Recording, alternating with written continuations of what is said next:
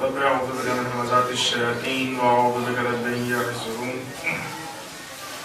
بسم الله الرحمن الرحيم. الحمد لله الذي هدانا لهذا وما كنا لنهتدي لولا أن هدانا الله.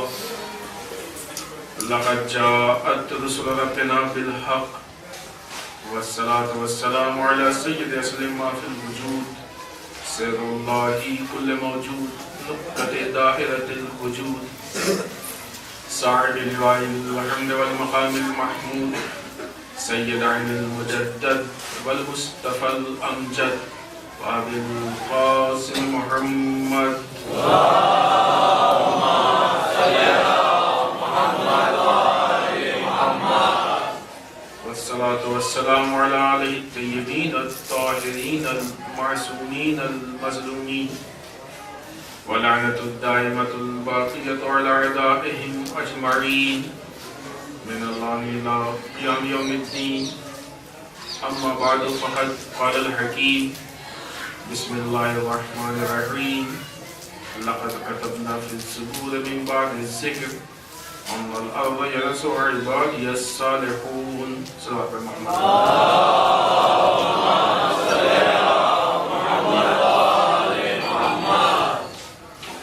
قرآن مجید کی آیت شریفہ اس میں خداوند متعال بہت واضح الفاظ میں ارشاد فرماتا ہے کہ ہم نے اپنے ذکر کے بعد زبور میں اس بات کو واضح کر دیا ہے کہ ہم اپنے زمین کا وارث صالح بندوں کو بنائیں گے.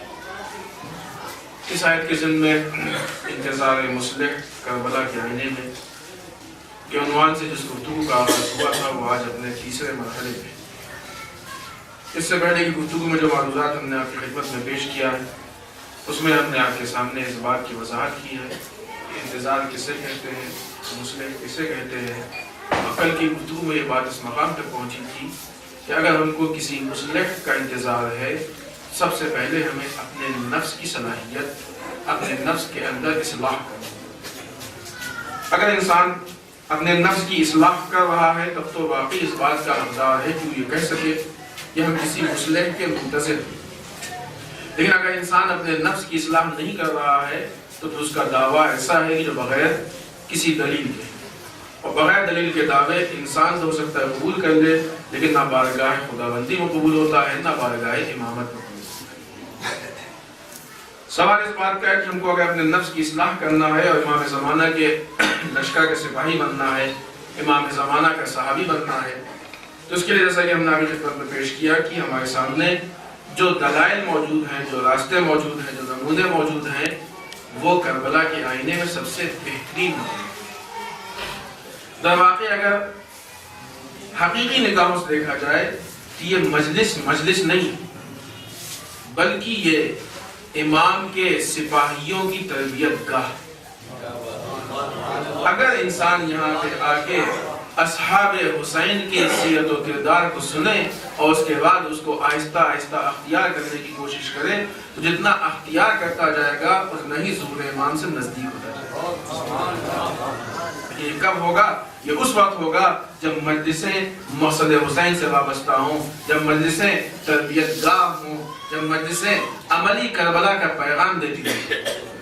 اگر ہماری مجلسیں صرف واہی پہ مشتمل ہوں گی, صرف نعروں پہ مشتمل ہوں گی تو نعرے کا مزہ تو انسان کو مل جائے گا لیکن صحابیت حسینی کا شرط ملنا مشکل ہو جائے گا. ہم نعروں کے خلاف نہیں, فضائل کے بھی خلاف نہیں, لیکن یہ سارے فضائل, یہ ساری اچھائیاں جب بیان ہوتی ہیں تو وہ بیان اس مقام تک ہوں کہ ہم کو اس سے کیا چاہیے. اگر اس سے پہلے واہی لے کے ہم رک جاتے ہیں تو یہ بات ناتمام ہوتی ہے, یہ ناقص ہوتی ہے. اور ہم کو یہ معلوم ہو, اسی لیے ہم بعضوں کا سوال کرتے ہیں اور آپ سے بھی سوال کر رہے ہیں, البتہ جواب بھی چاہیے. سوال صرف دعوت فکر. آپ جا کے سوچئے گا جب یہ تربیت گاہ ہے جہاں تربیت ہوتی ہے, تربیت کس کے آئینے میں ہوتی ہے, کس کے قول کے مطابق تربیت ہوتی ہے, کس کی فرمائشات کے مطابق تربیت ہوتی ہے, کون تربیت کرتا ہے؟ امام حسین کی فرمائش کے مطابق تربیت ہوتی ہے. ہمیں کیا حیثیت ہے کہ ہماری تربیت ہو؟ ہمارا کام تو صرف اتنا ہے کہ امام حسین کی باتوں کو آپ تک پہنچا دیں. ہمارا کام تو اتنا ہے کہ ہم انقلاب کربلا کو آپ تک پہنچا دیں. ہمارا کام اتنا ہے کہ ہم تحریک حسین آپ تک پہنچا دیں. آپ انصاف سے بتائیے کہ جو آدمی بچپنے سے اب تک مجلسوں کو سن رہا ہے، ہماری قوم فرش عزا پہ ہوش سنبھالتی ہے، ہمارے بچوں کو ماتم کے لیے الگ سے کلاس نہیں رکھی جاتی، وہ سیکھ جاتے ہیں۔ جو بچے فرش عزا پہ ماتم حسین سیکھ رہے ہیں، ذرا ان بچوں کو جوڑ کے دیکھیے کہ ان کو اقوال حسین کتنے یاد ہیں،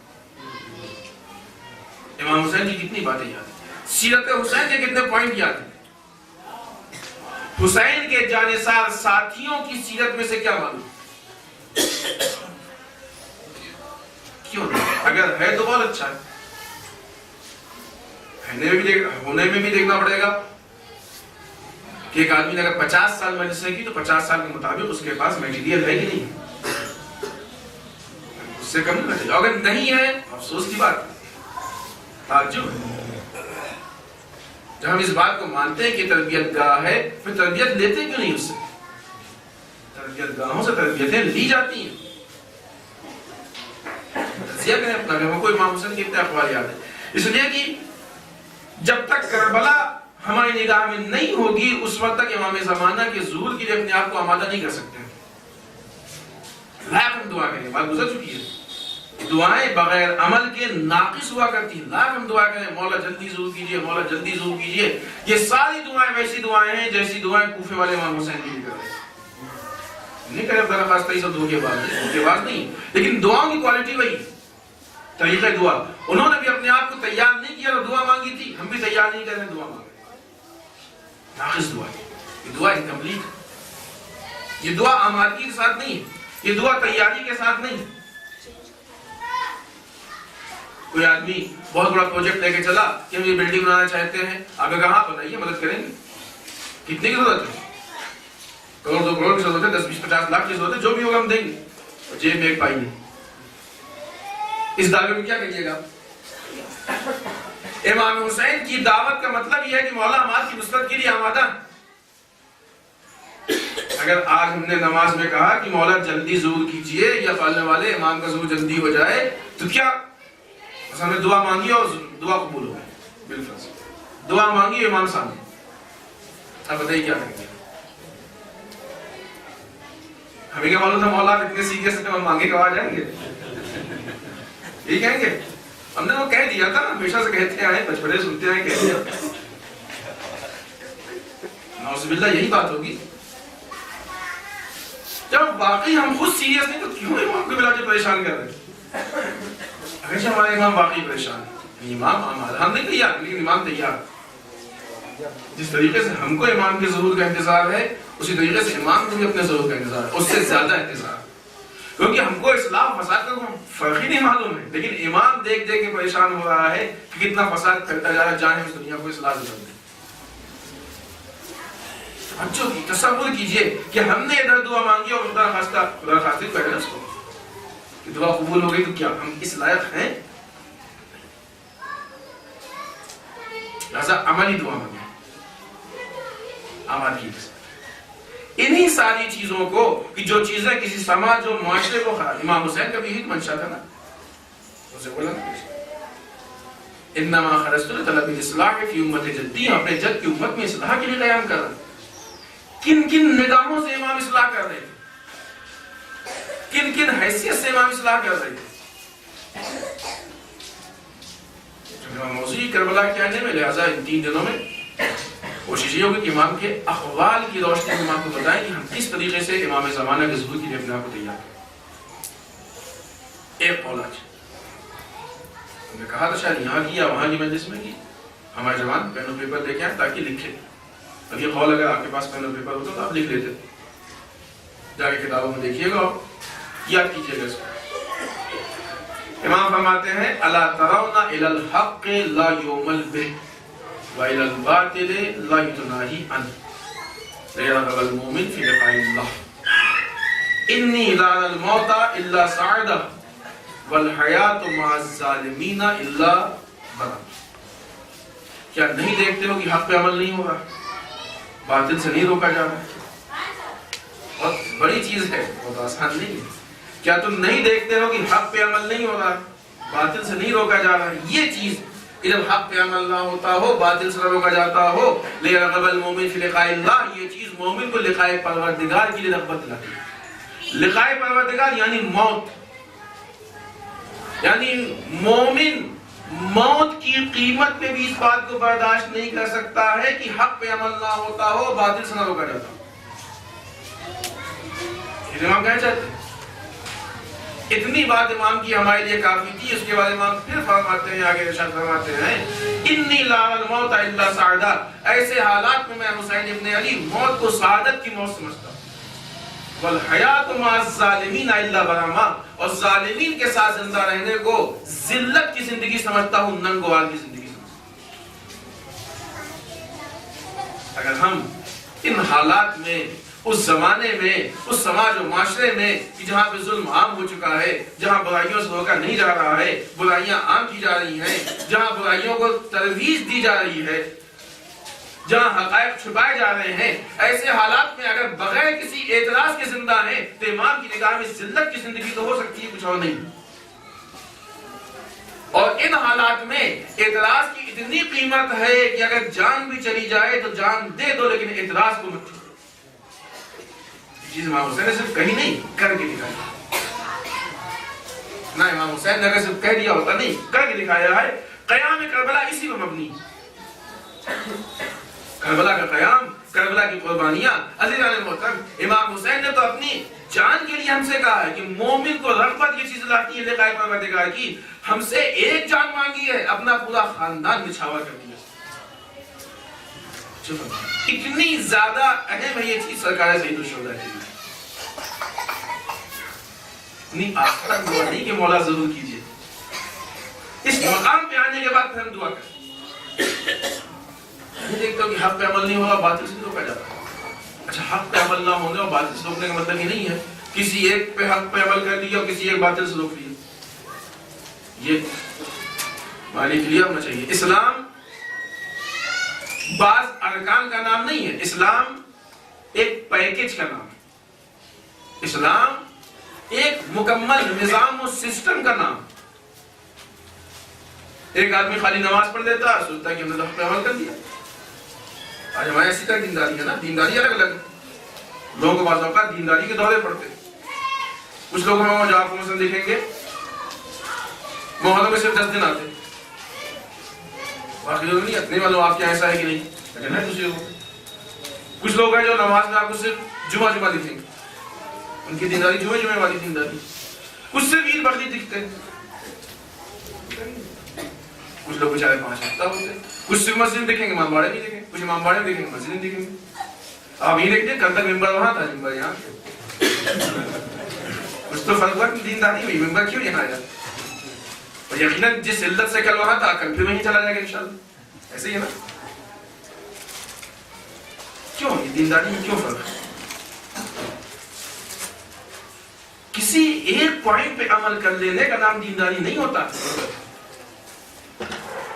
اگر کسی ایک چیز پہ عمل کر لینے کا نام دینداری ہوتا تو یزید کی فوج میں کوئی بے دین نہیں تھا، کچھ نہ کچھ تو کرتے ہی تھا دین کے نام۔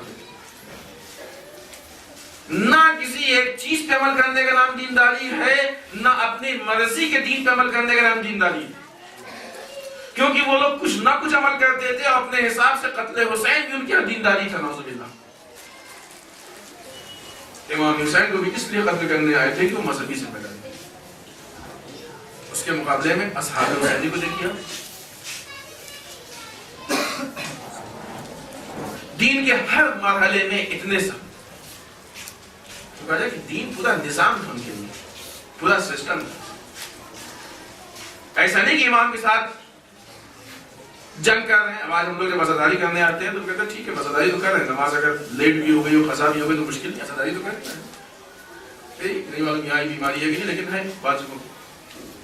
لیکن وہی امام کے اصحاب، وہی ساتھی پوری رات جاگ کے انہوں نے عبادت پروردگار کی نماز پڑھی، صبح جنگ میں مشغول ہو گئے، ظہر کا وقت آیا پھر نماز کے لیے کھڑے ہو گئے۔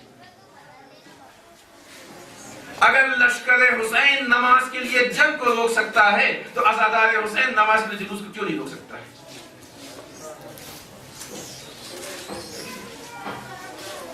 اپنی مرضی، یعنی ہمارا یہ دل چاہے یہ دینداری نہیں، अला तरौना इलल हक़, नहीं देखते कि हक़ पे अमल नहीं हो रहा, बातिल से नहीं रोका जा रहा।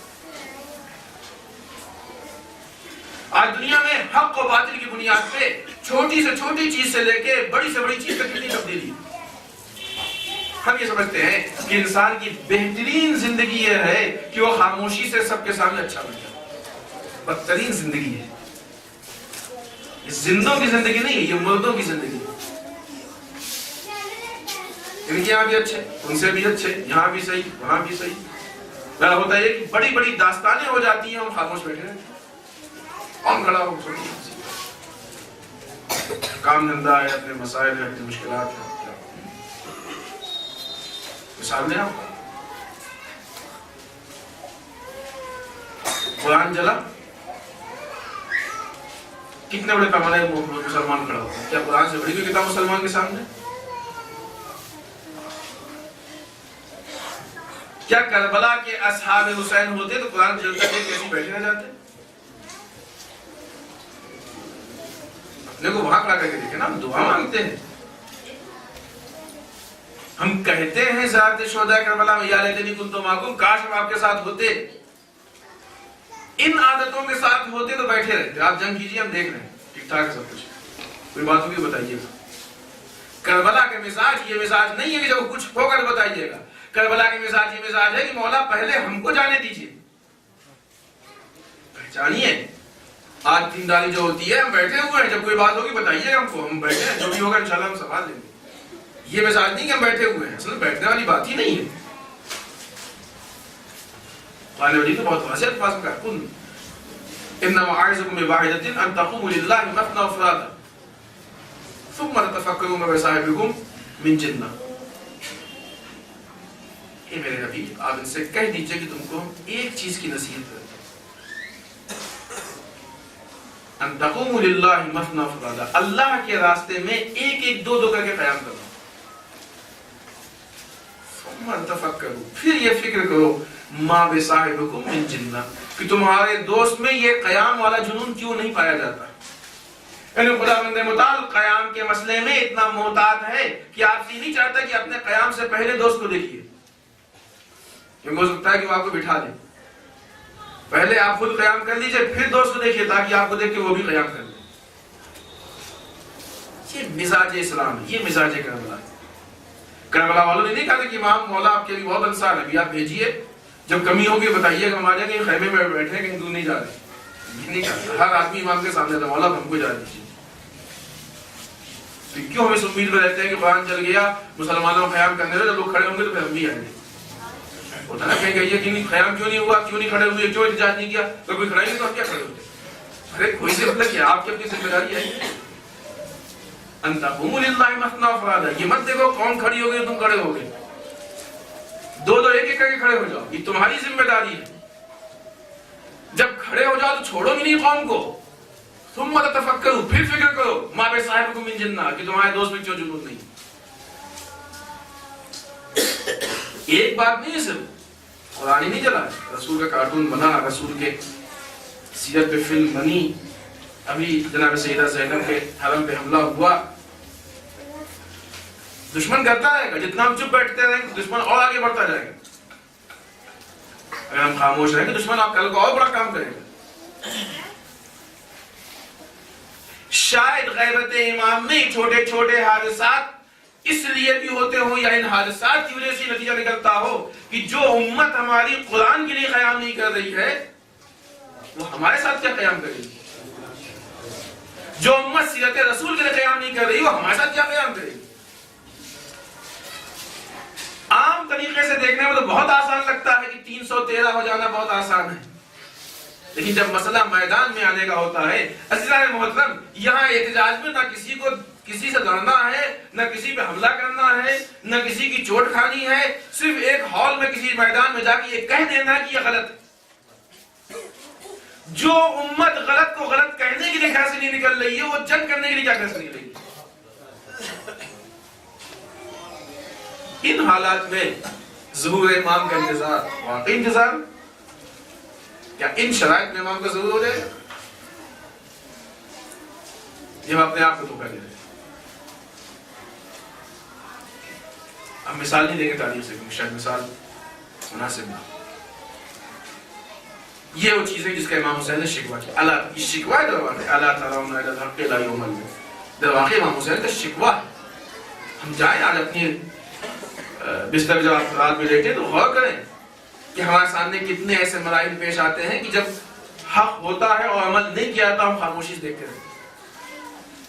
دونوں چیزیں، ایک تو یہ کہ حق ہوتا ہے اور اس پہ عمل نہیں کرتے، اور دوسرا کہ دوسرا عمل نہیں کر رہا اس کو ٹوک نہیں رہے. امام حسین دونوں پہ شکوہ کر رہے ہیں. اللہ تعالیٰ علی الحق لا یعمل بہ. کیا نہیں دیکھتے ہو کہ حق پہ عمل نہیں کیا جا رہا؟ ہم نہ کریں تب بھی امام حسین کا شکوہ ہے، اور دوسرا نہ کریں ہم چپ رہے تب بھی امام حسین کا شکوہ ہے. وعلی الباطل لا یدناہی عنہ. کیا نہیں دیکھتے ہو کہ باطل سے نہیں ہوتا؟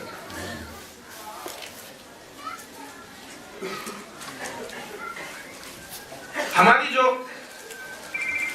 بلکہ کہا جائے کہ ٹیسٹ بن گیا ہے وہ ایک الگ چیز ہے، اور جو امام حسین چاہتے ہیں وہ ایک الگ چیز ہے. دونوں میں فاصلہ پیدا ہو گیا. عزیزان محترم، ایک مزہ وہ ہوتا ہے کہ جو مزہ قولی مزہ ہوتا ہے زبان کا، اور ایک مزہ وہ ہوتا ہے جو فعلی مزہ ہوتا ہے یعنی عمل کا مزہ ہوتا ہے. اور اس سے بھی چھوٹا ایک مزہ ہوتا ہے. ایک مزہ ہوتا ہے جو مثلا صرف ایسے ہی الفاظ کا ہوتا ہے. فضائل اہل بیت صرف بیان کی حد تک ہو تو قولی مزہ، جب بیان سے آگے بڑھ کے عمل میں آ جائے تو فعلی مزہ. ہماری مجلسوں میں فضائل اہل بیت صرف قولی مزہ نہ ہو بلکہ فعلی مزہ ہونا چاہیے، عملی مزہ ہونا چاہیے. جب ان سیرتوں کو لے کے ہم جائیں اور اس پہ عمل کریں تو ہم کو مزہ آنا چاہیے. مثال دیں آپ، ہر مجلس کے بعد تبادل کا انتظام ہوتا ہے، نیاز کا. کسی مجلس میں اعلان ہو گیا کہ اس کے بعد کھانے کا انتظام ہو. آپ بھی مطمئن گھر سے آئے کہ مجلس کے بعد کھانے کا انتظام، کھانا وہی کھائیں گے. مجلس ختم ہوئی، صاحب خانہ نے اچھے اچھے کھانوں کا نام آپ کے سامنے گنا دیا. جائیے نان، گوشت، بریانی، جو بھی یہاں اچھے اچھے نام آپ کو گنا دیا. جائیے آپ کھانا کھلا کے جائیے. کیا مطلب آپ سے مینیو پوچھنے تھوڑی ہم آئے تھے، کھانا کھلائیے. آپ نے اعلان کیا، بتا تو رہے نا. جائیے، آپ نے نام لیا، کھانا نہیں کھلایا. جھگڑا کر لیں گے نہیں کر لیں گے؟ کچھ تو چاہے چلے جائیں گے، چلو نہیں ہے کیا جھگڑا کریں، لیکن کچھ تو جھگڑا کر ہی نہیں. نے اعلان کیا خالی نان گوشت کہنے سے پیٹ نہیں بھرتا ہے، خالی بریانی کا نام لے لینے سے پیٹ نہیں بھرتا ہے. پیٹ بھرنے کے لیے کھانے کو اندر جانا چاہیے. اگر ایک مجلس میں نیاز کی جگہ تبادل کی جگہ صرف نام لے لیا جائے تو مزہ بھڑک جاتا ہے. اور اگر سیرت و کردار حسین کی جگہ صرف نام لیا تو کیوں نہیں بھرتا؟ جس طریقے سے اصل کھانے کے بغیر انسان کا پیٹ نہیں بھرتا ہے، اسی طریقے سے سیرت حسین کے بغیر انسان کا کردار نہیں سمجھتا ہے. فضائل کا ذکر صرف کافی نہیں ہے، فضائل عملی ہونا ضروری ہے. صرف نام حسین کافی نہیں ہے بلکہ نام حسین سے بڑھ کے کردار حسین بھی چاہیے، سیرت حسین بھی چاہیے. زندگی ہم دعا کرتے رہیں گے، پوری زندگی عزاداری کرتے رہیں گے، سب کچھ کرتے رہیں گے. آپ دیکھیے، آپ کو تقریباً 43 دن ہو گئے. آپ کیلکولیشن کیجئے، حساب کیجئے کہ آپ چاند رات سے پہلے کیسے تھے اور 43 دنوں کے اندر آپ کے اندر کوئی فرق ہوا کہ نہیں ہوا. مجلسیں تربیت گاہ ہوتی کہ نہیں ہوتی، کردار سازی کا مرکز ہوتی کہ نہیں ہوتی، اہل بیت کا کردار یہاں پیش ہوتا ہے کہ نہیں ہوتا ہے. ان 43 دنوں کے اندر ہمارے کردار، ہمارے سیرت کے اندر کوئی تبدیلی پیدا ہوئی؟ کتنی مرتبہ نے سنا ہوگا کہ امام حسین نے جنگ روک کے مثلا اول وقت نماز پڑھی. اور آیا ہم اس کی طرف متوجہ ہوئے؟ کتنی جگہوں پہ ہم نے باطل کے خلاف آواز اٹھائی، حق کی حمایت میں آواز اٹھائی؟ وہاں تو بہت سارے سمجھوتے ہوتے ہیں، وہ اپنی پارٹی کا، دوسری پارٹی کا، وہ مضبوط ہے، وہ کمزور ہے، وہ بڑی پارٹی، وہ چھوٹی پارٹی ہے، اس سے تو کام پڑنا ہے، اس کے خلاف بول لیں گے تو اگلا کام رک جائے گا. یہ سارے سمجھوتے پیش آتے ہیں. سرکار سید الشہداء یہی ہم کو ہمت و جرأت دینے والے تھے، یہی جرأت دینا چاہتے ہیں امام حسین. تمہیں حق کی ہی حمایت کرنا ہے بس، چاہے کتنا ہی کمزور کیوں نہ ہو، اور باطل کا ہی مقابلہ کرنا ہے چاہے کتنا بڑا کیوں نہ ہو، کیونکہ کائنات میں سب سے بڑا حق ہوتا ہے چاہے وہ اسیری کے ہی عالم میں کیوں نہ ہو، اور سب سے چھوٹا باطل ہوتا ہے چاہے وہ تحت حکومت میں کیوں نہ ہو۔ اس بات کو دربار شام میں امام سجاد نے ثابت کیا۔ یزید تخت پہ بیٹھ کے کانپ رہا تھا، امام سجاد ہتھکڑی اور بیڑی میں بیٹھے ہوئے اپنے خطبے کی اجازت مانگ رہے تھے۔ تمہارے اسیر ہیں، اسیری میں ہے، تمہارے دربار میں ہے، تمہاری حکومت میں ہے، تمہاری فوج بھی ہے، تخت بھی تمہارا ہے، سب کچھ ہے، لیکن ایک خطبہ کہنے کی اجازت کیوں نہیں دے رہے؟ وہ سب کچھ رکھتے ہوئے ڈر رہا تھا۔ کربلا، داستان کربلا انہی ذکر کو ہمیں باور کراتی ہے کہ اسے مان لو۔ اس ذکر کو سننے کے بعد جب محلے میں ہم کو باطل کی بات آتی ہے تو فلاں آدمی تو منسٹر ہے، اس کے تعلقات منسٹر سے ہیں، اب اس کے خلاف بول دیں گے تو کل کو کیا ہوگا؟ اس کا مطلب کہ سیرت امام سجاد سمجھ میں نہیں ہے، سیرت امام حسین سمجھ میں نہیں ہے۔ مظلوم کی حمایت، ظالم کی مخالفت، یہ ہماری ذمہ داری۔ چونکہ نہیں سمجھ میں آئی لہذا پورے 2 مہینے، 2.25 مہینے نکل جائیں گے، ہمارے وہ چینجز ہو گئے، تبدیلی ہو، پھر سوچیں فائدہ کیا نظر آ رہا ہے۔ انما خرجت لطلب الاصلاح فی امت جدی، ہم اپنے جد کی امت میں اصلاح کے لیے قیام کر رہے ہیں۔ اصلاح کے مرحلے ہیں، اصلاح منزل کمال پہ تب پہنچے گی جو امام ظہور کریں گے، انقلاب لائیں گے، لیکن امام کے انقلاب سے پہلے بھی کسی حد تک اصلاح چاہیے۔ کچھ لوگ اپنے آپ کو امام کے لائق تو بنائیں، جب یہ کچھ لوگ امام کے لائق نہیں بنائیں گے اپنے آپ کو تو ظہور امام کیسے ہوگا؟ یہ امام کے لائق جو لوگ بنیں گے وہ کہاں سے بنیں گے؟ یہی مجلس حسین بنائیں گے، یہی تربیت کا، یہی فرش ہے، یہی فرش ہے جو مجلس حسین۔ ایک مثال میں آپ کو بات واضح ہو جائے، صلوات محمد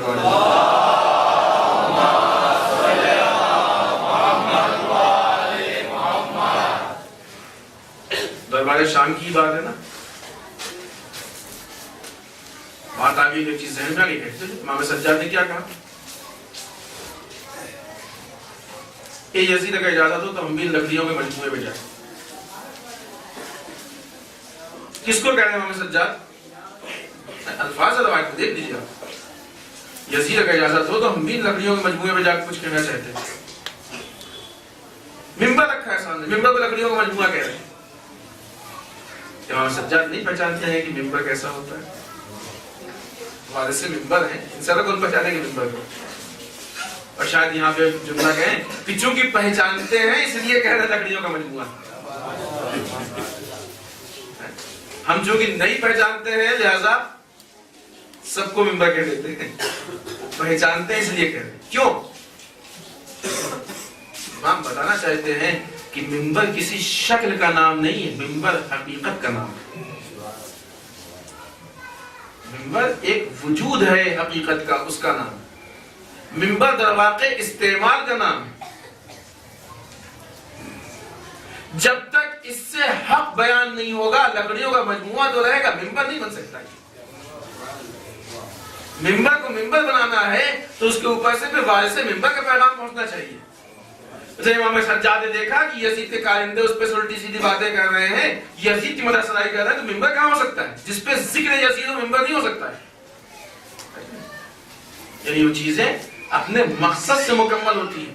اگر ممبر پہ مقصد ممبر حاصل ہو تو ممبر، ہر چیز کی ایک ظاہری شکل ہوتی ہے، ایک باطنی شکل ہوتی ہے، ہر چیز کی ایک حقیقت ہوتی ہے، ایک اس کا مجاز ہوتا ہے۔ خدا بھی کہتا ہے قرآن میں ان الصلاۃ تنہی عن الفحشاء والمنکر، نماز لوگوں کو برائیوں سے روکتی ہے۔ اگر حقیقت نماز ہوگی تو برائیوں سے روکے گی، ورنہ لوگ نماز پڑھتے رہتے ہیں برائی کرتے رہتے ہیں۔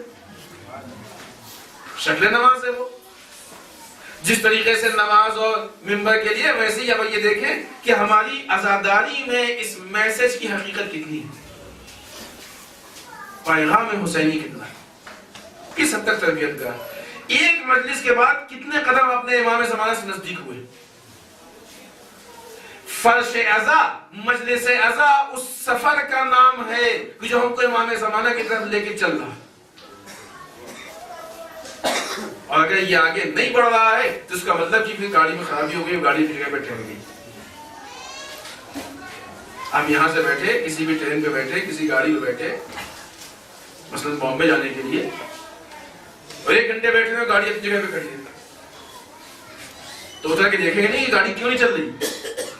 1 گھنٹہ تو بہت بڑی چیز ہے، 10 منٹ میں آپ پریشان ہیں کیوں نہیں چل رہی گاڑی میں، کیا بات ہے، وجہ کیا ہے، خرابی کیا.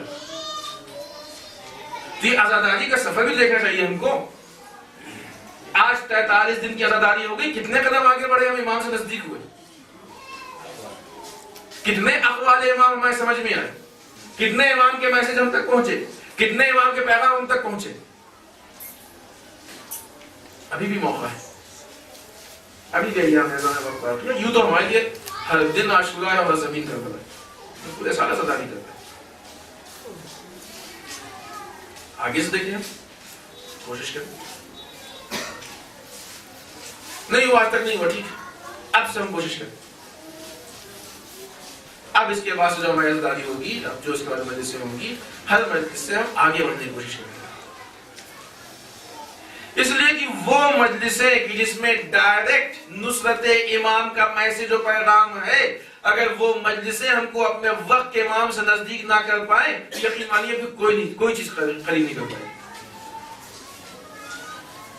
کیا اس میں پیغام؟ یہ تو پیغام ملتا ہے نا امام سے، میسج ملتا ہے کہ ہم کس طریقے سے دین کی نصرت کریں، کیسے ہم دین کو بچائیں، کیسے ہم امام کی نصرت کریں، کیسے ہم ڈوبتے ہوئے دین کے لیے قربانی دیں. اس میں طریقہ قربانی بتایا جاتا ہے، اس میں طریقہ نصرت بتایا جاتا ہے.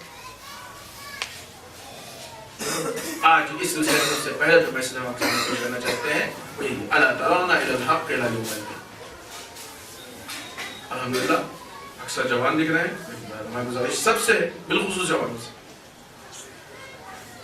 ہم طے کر دیں، ہماری بات نہیں، ہماری آپ کی بات کوئی ویلو.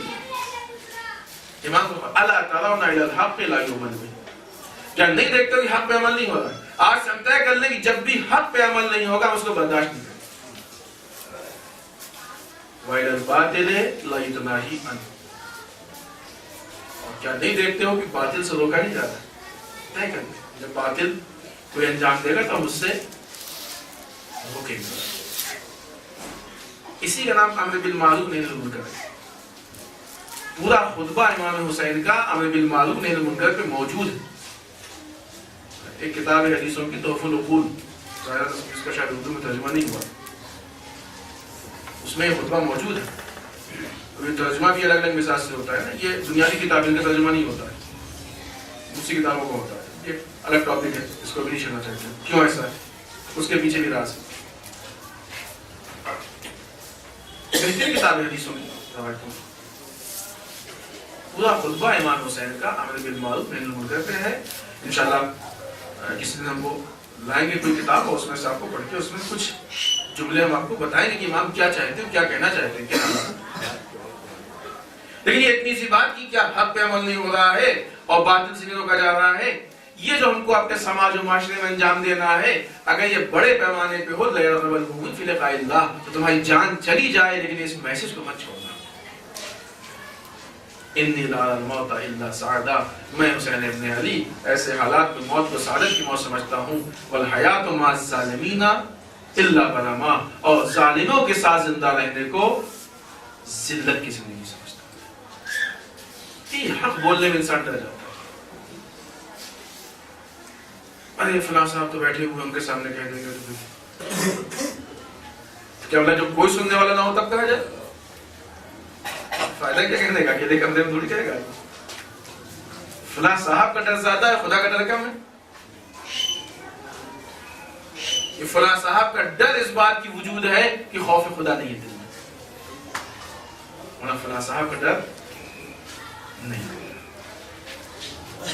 اگر ہم اپنے وقت کے امام کے ظہور کی تمنا لیے بیٹھے ہیں، ان کے ناصر بننے کی تمنا لیے بیٹھے ہیں، تو یہ بہت بڑا میسج ہے. آئیے اسی میں 2-3 پوائنٹ اور ذہن تمام، لیکن وقت آدھے زیادہ گزر چکا ہے. قیام، حق کی طرف دعوت دینا، برائیوں سے روکنا. یہ حق کی طرف دعوت، برائیوں سے روکنا کسی ایک پوائنٹ میں نہیں ہے بلکہ پورے اسلام کے پیکیج میں ہے.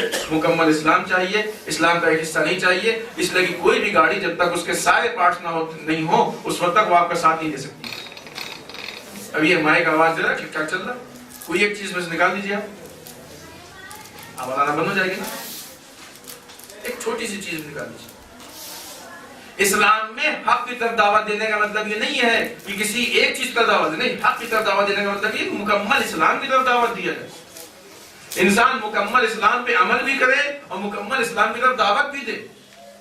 جب بات مکمل اسلام کی آتی ہے تو جہاں وہاں نماز کی بات آتی ہے وہیں پہ پھر ظلم کی مخالفت کی بھی بات آتی ہے. کونوا للظالم خصما وللمظلوم عونا. ظالم کے مقابلے میں آ جاؤ، مظلوم کی حمایت میں آ جاؤ. چونکہ کچھ پہلو آسان ہوتے ہیں، نزدیک ہے. آپ دیکھیں امام علی علیہ السلام کی سیرت کو اٹھا کے دیکھیے. ہمارے خیال سے معصومین کے نام پہ دقل صلوات.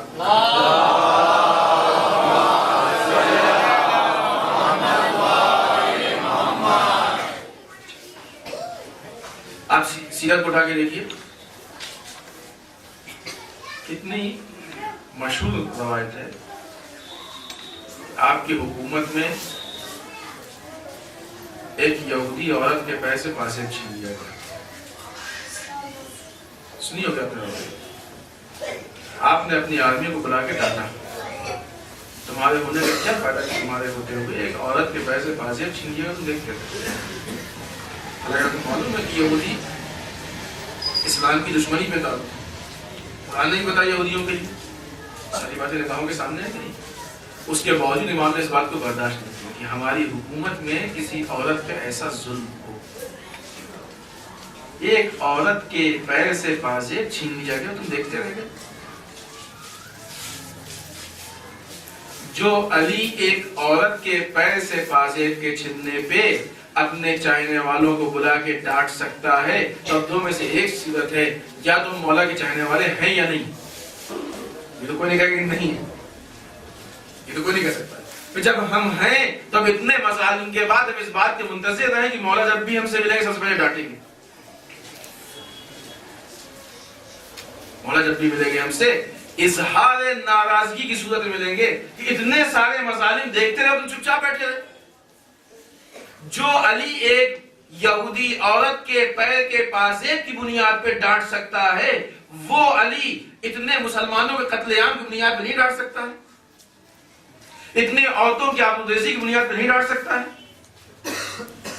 حرم سیدہ زینب کے حملے کی بنیاد پہ نہیں ڈانٹ سکتا ہے، مسلمانوں کی آبرو کی چھن جانے کی بنیاد پہ نہیں ڈانٹ سکتا ہے، اسلام کے چہرے کے تبدیل ہو جانے کی بنیاد پہ نہیں ڈانٹ سکتا ہے. ایک طرفہ نگاہ کرتے ہیں، ہم ایک طرفہ طریقے سے دیکھتے ہیں کہ ہم نے یہ کیا مولا خوش ہو گیا. اس سے زیادہ جو مولا کو ناراض کیا ہوگی تو دیکھیں. اور یہ وہ سلسلہ ہے کہ یہاں پہلا بھی محمد ہے، اوسط بھی محمد ہے، آخری بھی محمد، سب کے سب محمد.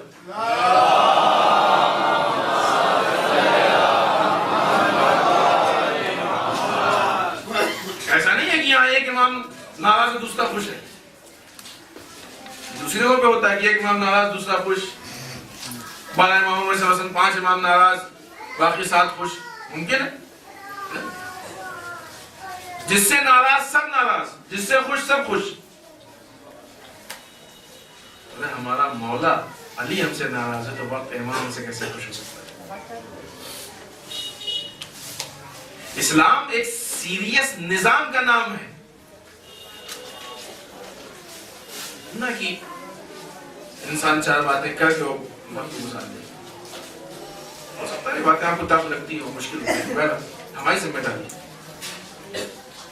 ہماری یہ ذمہ داری نہیں کہ آپ کو اچھی لگے نہ لگے، ہماری یہ ذمہ داری ہے کہ نظام کو، ہمارے خدا کو اچھی لگے کہ نہ لگے. یہ بات ہم کہہ دیتے ہیں عام طور سے جب بھی جاتے ہیں کہ 2 چیزوں کی ہماری کوئی ذمہ داری نہیں. نہ آپ کے واہ بھائی کی ہماری کوئی ذمہ داری ہے کہ ہم ایسی بات پڑھیں کہ نہیں واہ بھائی ہو ہی جائے، اچھی لگے گی تو عمل کیجیے گا، سب سے بڑی واہ بھائی وہی ہے. اور نہ ہی آپ کی گریا کی ہماری کوئی ذمہ داری ہے، اس کی بھی ہم ٹھیکیدار نہیں کہ نہیں ایسا کچھ پڑھیں کہ آپ رو ہی دیں. آپ کو رلانا ہی ہماری ذمہ داری نہیں. ہماری ذمہ داری ہے اہل بیت کی مصیبت اور مسائل کو بیان کرنا. جس پہ اثر ہوگا تو دیکھا, نہیں اثر ہوگا تو ہم کیا کریں, ویسے تھوڑی کر سکتے کسی کے ساتھ. اب وہ ایک الگ چیز ہے, معرفت کی بنیاد پر ہوتا ہے. لہذا یہ جس بات پہ گفتگو کرے, جب امام علی ایک عورت کے پازیب کی بنیاد پہ ناراض ہو سکتے ہیں, اتنے سارے تبدیلیاں اسلام میں ہو رہی ہیں. آج کیا کیا نہیں چھینا جا رہا ہے. اس یہودی عورت سے پازیب چھینا گیا, آج مسلمانوں سے حجاب چھینا جا رہا ہے, آج مسلمانوں سے ایجوکیشن چھینی جا رہی ہے. ساری چیزیں تفصیلی چیزیں. آج مسلمانوں سے ان کی تربیت چھینی جا رہی ہے. اور آگے ہے, آج مسلمانوں سے حقیقت دینی چھینی جا رہی ہے. ہم خاموش بیٹھے, کیسے ہم مان لیں کہ یہ سارا کچھ ہونے کے باوجود ہمارا امام ہم سے خوش رہے گا. آج دشمن کہہ رہا ہے قرآن سینسر کرو, قرآن ایکسپائر ہو گیا, قرآن پہ اس نے حملہ کیا, رسول پہ حملہ کیا, اس نے محکموں پہ اس نے حملہ کیا. آج آپ کے ہندوستان میں, دوسرے ملکوں کی بات چھوڑیے, یہاں کے حالات نہیں معلوم, ناگپور کے بامبے میں آج ہماری لڑکیاں اسکولوں میں حجاب نہیں کر سکتی. منع, کتنے ایسے اسکول جہاں حجاب بین. آج اسکول میں بین ہے, کل اسٹیٹ میں بین ہوگا, پرسوں ملک میں بین ہوگا. آج مہاراشٹر میں اگر ایک خاتون کو کسی آفیشیل کام کے لیے فوٹو دینی ہوتی ہے تو کان کھلا ہوا ہونا چاہیے. اگر بامبے میں تو یہاں بھی ہوگا, آپ بھی مہاراشٹر میں ہی ہے نا, جبکہ اسی ہندوستان کے دوسرے اسٹیٹ میں ایسا نہیں, یو پی میں نہیں. آج کان کھلا ہے, کل بال کھلا ہے. جو اسکولوں میں حجاب پہن ہوا اس کی وجہ یہ, پہلے یہ کہتے تھے کہ ہمارے اسکول کے اندر حجاب نہیں پہنے گی, اب کہتے ہیں اسکول کے سامنے والے روڈ پہ بھی نہیں پہننے گی, آس پاس حجاب نہ دکھائی دے.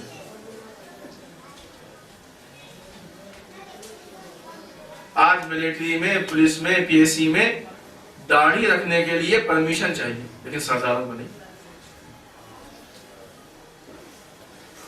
کیوں؟ دونوں طرح سے مشکل ہے. ادھر سے جب وہ راستہ پا رہے ہیں تو حالات بنا رہے ہیں. جس پولیس میں مسلمان کے لیے پرمیشن لینے کی ضرورت ہے, اسی پولیس میں سرداروں کو پرمیشن لینے کی ضرورت نہیں. داڑھی دونوں کے مذہب میں, انہوں نے اپنے مذہب کے رول کی حفاظت کی ہے, لہذا اسی کے حساب سے ان کو دیکھا گیا. آج نہ ان سے پگڑی اتارنے کو کہا جاتا ہے, آج نہ ان سے داڑھی بنانے کو کہا جاتا ہے, حتیٰ کہ جو ان کی 7 چیزیں ساتھ میں ہیں, کسی ایک چیز کے لیے منع کیا جاتا ہے. ہم سے حجاب کے لیے منع کیا جاتا ہے, ہم سے داڑھی کے لیے منع کیا جاتا ہے. وہی ہندوستان, وہی لوگ, وہی جگہ. کیوں یہ فرق؟ بنیادی چیزیں دیکھیں کیا جا رہی ہیں, ہماری بیسک چیزیں دیکھیں کیا جا رہی ہیں. چھوٹی سے دیکھیں بڑی تک, کئی جگہوں پہ حق کی مخالفت بھی ہو رہی ہے اور باطل کی حمایت بھی ہو رہی ہے. چھوٹی چیزیں ہوگی جو ہمارے اپنے سماج معاشرے میں چھوٹی چیزیں ہوتی ہیں. کسی چیز کو اس کی اہمیت کے ساتھ چھوٹا نہیں کہیں گے, لیکن نسبتاً بڑے پیمانے پہ یہ وہ چیزیں ہیں کہ جو قوم کی ترقی کے لیے مشکل پیدا کرتی ہیں. ہم اپنے آپ کو اس لیے آمادہ کر رہے ہیں کہ جب امام آئیں گے تو امام کی رکعت میں امام کے ساتھ دنیا کو عدل و انصاف سے بھریں گے. عزیزان محترم, جو انسان آج عدل و انصاف سے بھرنے کا عادی نہیں, امام کے ساتھ کیا بھرے گا؟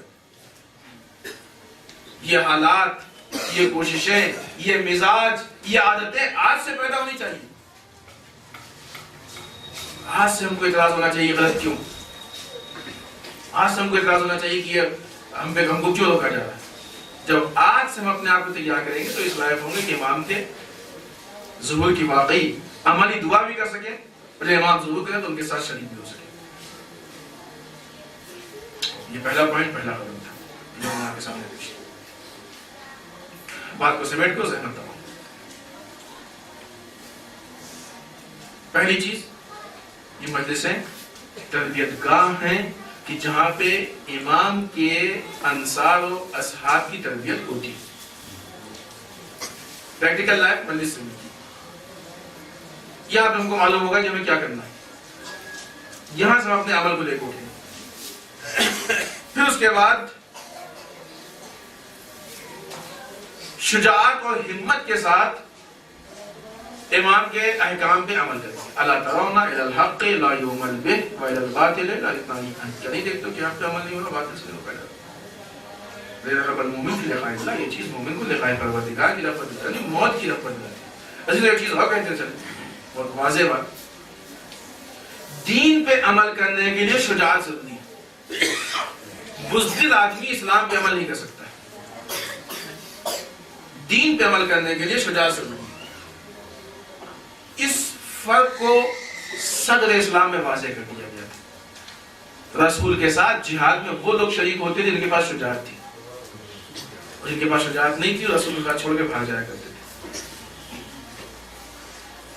شجاعت شرط ہے.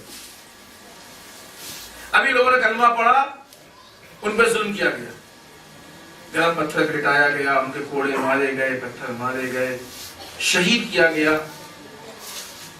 جناب یاسر، جناب سمیہ پہلے شہیدہ کس بے دردی سے شہید کیا گیا. لیکن واقعی ان کی شجاعت تھی، اتنے حالات سے گزر گئے لیکن کلمے سے انکار نہیں کیا انہوں نے. شجاعت دینی چاہیے. دین امتحان بھی لیتا ہے، دین آزمائش بھی لیتا ہے، دین انسان کو جانچتا پرکھتا بھی ہے.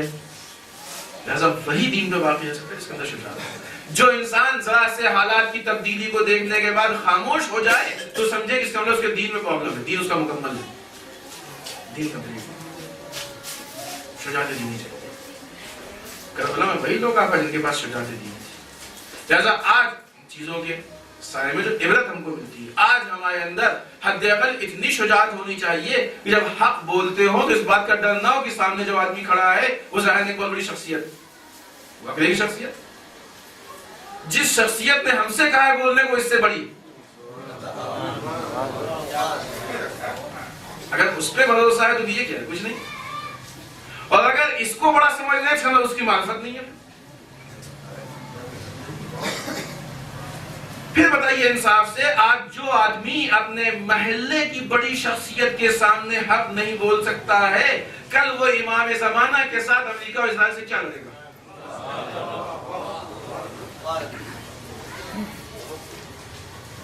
نہیں لڑ سکتا ہے وہ. شجاعت چاہیے. شجاعت اسی طریقے سے انسان پہل ہوتا ہے. تربیت اسی طریقے سے ہوتی ہے، آہستہ آہستہ تربیت ہوتی ہے. یک بارگی کسی کو جنگ نہیں پھینک دیا. پہلے اس کو اسلحے چلانا، اسلحے پکڑنا سکھایا جاتا ہے، دھیرے دھیرے ہوتا ہے. آپ کو تیار کرے. اتنی مجلسوں کے بعد ہماری تربیت کو کتنا فرق آیا. ہم یہ مان کے چلیں کہ ہر مجلس کم سے کم ایک قدم ہے کہ جو دین کی طرف بڑھ رہا ہے. بعنوان تربیت، بعنوان عقیدہ، بعنوان